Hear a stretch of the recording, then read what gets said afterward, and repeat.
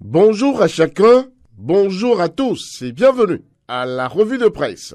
3,5 milliards par an. Voilà la bagatelle somme que coûte aux contribuables béninois le programme cantine scolaire qui maintient plus d'1 million d'écoliers à l'école durant toute l'année scolaire.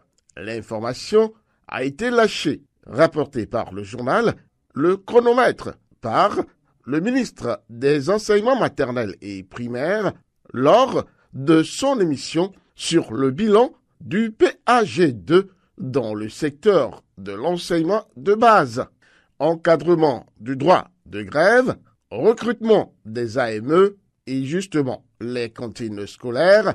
Ce sont là les réformes qui ont redoré le blason de l'école béninoise, a martelé tout au long de l'émission le ministre de tutelle Salimane Karimou. Retient évidemment le journal Le Matinal. De la paralysie à la prospérité, l'évolution de l'enseignement maternel et primaire, une performance qu'épingle l'opinion aujourd'hui. En somme, un passage réussi pour le ministre Salimane Karimou.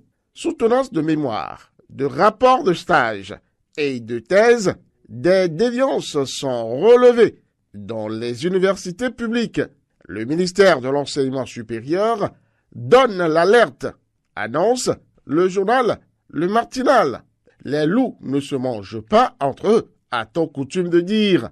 Mais là, les loups ont commencé par ne plus se manger entre eux. Chapeau à l'autorité qui ne cache pas la puanteur, mais bien au contraire, la révèle à la face du monde. Bravo à vous, Madame la ministre de l'Enseignement supérieur, Madame Éléonore Yahi Ladécan.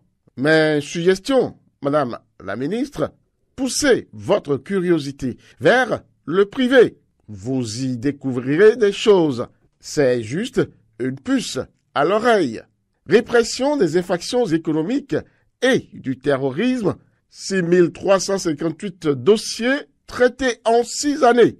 L'efficacité de la criette, la Cour de répression des infractions économiques et du terrorisme, dans le recul des détournements et de la corruption au Bénin, n'est plus à démontrer, selon le procureur spécial près la criette, Marion Metonou, signale le journal Le Télégramme. Mais pour Info Matin, c'est plutôt la cybercriminalité qui est en tête de peloton pour les infractions poursuivies par la Cour. Ils sont en effet des millions à remplir nos prisons. C'est Gaiman. Une avancée, peut-on constater donc, avec cette Cour nyama-nyama, c'est-à-dire une Cour qui fait fuir tout le monde. Au chapitre politique de cette revue, le peuple béninois invite l'un des fils chéris de la rupture à faire confiance à la criette, cette même criette dont nous venions de parler tantôt. Il s'agit de Séverin Quenom, l'ancien ministre de la Justice et de la Législation.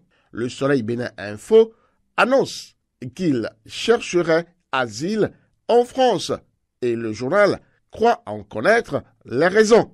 Le coup d'État déjoué n'en serait-il pas pour quelque chose? Simple questionnement. Loin de tous ces atermoiements, le BR, le Bloc républicain et l'Union progressiste, le Renouveau, travaillent à renforcer leur partenariat dans la mouvance présidentielle. Djokbenou et Abdoulaye Biotchane resserrent leurs rangs pour une gouvernance locale plus efficace, révèle le Béninois libéré. Finissons cette revue par une bonne nouvelle pour les parlementaires béninois. Les clés de leur nouveau siège en construction seront remises en décembre 2025. En effet, la CIMO, la structure qui construit ce siège, est allée donner de bonnes et rassurantes nouvelles au président de l'Assemblée nationale, Louis Béounou Vlavonou, rapporte le pays émergent. Fin de cette revue de presse. Peggy Ludovic Dagba, rendez-vous dimanche prochain.